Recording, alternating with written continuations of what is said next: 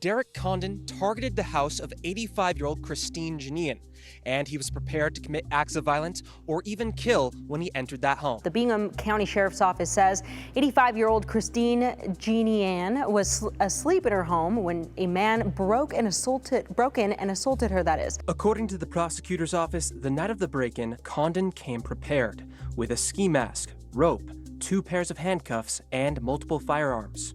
He also parked his car far enough down the road from Janian's house so it would not be seen. Jolly says the 85-year-old's actions and response during the invasion were nothing short of heroic. She took the steps to defend herself because she didn't know if anybody else would. And then I find it also heroic that she didn't give up.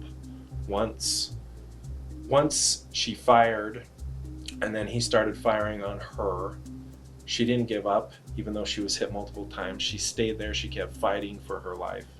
The prosecuting attorney says that Janian acted in justifiable self-defense and they would not be seeking any charges. Now, I know everyone right now is watching this video and thinking, oh my God, this is amazing. How could this 85-year-old be able to do all of that? That is incredible. I can't believe it. But none of this is a surprise to me, like not even a little bit, because you see, she's 85 years old. That means that she's part of the silent generation. And if anybody who knows anything about the silent generation, or hell, Generation X and back, all of those people are kind of psychos. And I mean that in the best way possible, but you gotta realize that these people were just raised differently. This actually reminds me of an Instagram post that I once saw that said this: don't mess around with anyone over the age of 42. They are built different. Their families had them formally trained in something by the time they were 2. They had keys to the house by the age of 5, could cook full meals at age 7, and were pretty much self-sufficient at 9. They left their house at dawn every summer morning and didn't come back till nightfall, and survived all day on water from garden hose. I actually used to do that all the time.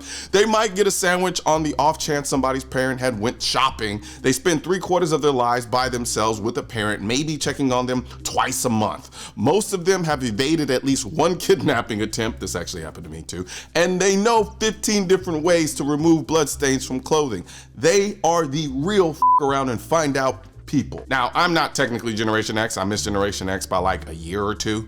So I'm technically a millennial, but I still grew up in that generation, and everything I just read is absolutely true. Generation X is different. And this guy learned this the hard way. For crying out loud, she shot him with a .357 Magnum revolver multiple times. I know grown men who are millennials who can't handle the recoil from a .357 Magnum revolver, and here this woman is at 85 doing Mozambique drills with one. But all jokes aside, what this demonstrates is the power of self-reliance. People from Generation X and back lived an existence where they were taught that their safety was in their hands and no one else. They didn't wait on the government to keep them safe. They did it themselves, and they leaned on the Second Amendment to do it. It's a culture thing. This is why I'm always saying there is a culture war against the Second Amendment, because if you can change the culture from embracing the Second Amendment to treating the Second Amendment more like a privilege instead of a right, the new generation will be more willing to give up those rights for the illusion of safety that the government is trying to sell them. The current generation is screaming up and down about equality this, equality that. Tell me what represents equality more than an 85-year-old woman taking on a grown man by herself and winning because she had a gun? Exactly. So if anything, the current generation should be the biggest supporters of the Second Amendment, because as the saying goes, God made man, but Samuel Colt made them equal. So what y'all should be really screaming for is some money so you can buy some guns. All I'm here for, you see the sign? It says money, need money. I need money for guns. Don't you That's what I'm have here enough for. money for guns? What? Don't you have enough money for guns? No, if I did, would I be out here on this corner? You know your tag's showing on your wig. The fact that you just checked it. Hey, how about you just mind your business? Matter of fact, how about you go on to shop.mrcolion.com, get you your own shirt, come out, stand outside here with me, and maybe you can get yourself some guns too, instead of bothering me and preventing me from getting the things that I want and I love. Now, leave me alone. You having troubles there, Mr. Noir? Leave me alone. So when someone asks, why do you need money for guns? You look them in the eye and say, because my safety, my freedom, and my rights are non-negotiable and worth every damn penny. The cost of defending our families has been going up because these anti-gun politicians think it's a brilliant idea to nickel and dime law-abiding citizens. He signed a law that will double taxes on gun and ammunition sales. They're using schools as a pawn in their game. Approved a new gun tax that will pay for school safety. Tugging at heartstrings while picking our pockets as they sell their utopian fantasies. It's easy to grandstand about securing schools, but what good is that if our neighborhoods are left vulnerable?